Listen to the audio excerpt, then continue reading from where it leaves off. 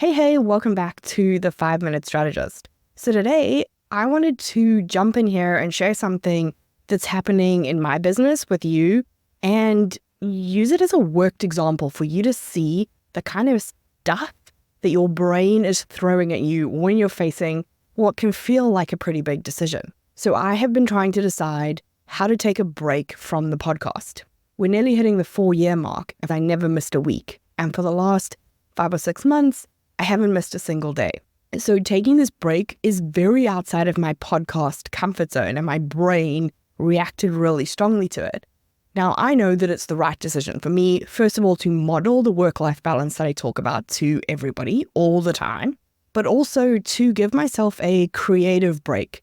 I have a lot of things moving and changing in my business at the moment, and they need my attention and the mental capacity. I know that I need this creative break, but my brain is very comfortable living in the I'm a podcaster identity, and it feels safe there. And we all know our brains are designed to keep us safe and help us to survive. So as soon as we try to move anywhere, our brain throws a bunch of stuff at us. And this is not mindset per se. I want to talk about like the actual thinking patterns that we as humans have developed as shortcuts and how they were showing up for me. Because I think sometimes it's easier to see that in somebody else's story than to just hear about it cold and try and apply it to your own business. So a few of these heuristics or mental shortcuts were definitely showing up for me in greater or lesser extent, and these are in no particular order. The first one that's showing up is the anchoring heuristic. And this is where we rely on the first piece of information we get when we make decisions. We take that first piece of information we've received, we think of it as truth, and then we measure everything else against it.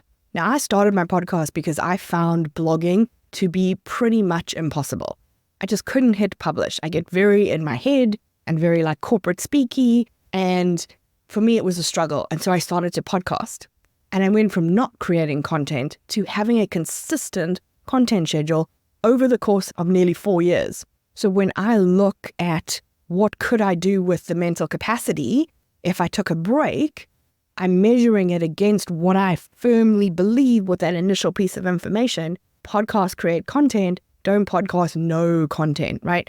And we all know that as a business, we don't survive without content. The second one is probably the most obvious, and that's the sunk cost fallacy. The sunk cost fallacy is where we carry on doing something because of the amount of time, money, effort, energy, mental capacity we've already invested in it. So we will stick with that because we want to see it come to fruition, even if the information is telling us that there's a different option that we need right now that would be better for us. The third heuristic that's showing up for me is risk aversion, right? We prefer options that avoid risk, and so we want to be more conservative. And the way this showed up for me in the podcast was like, well, what if I just batched like 5 weeks of content?